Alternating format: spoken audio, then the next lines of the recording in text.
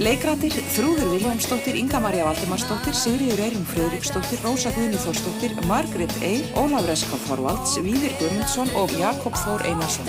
Þýðandi Hildigunnur Þráinsdóttir, íslensk talsetning, Stúdíó Sýrland.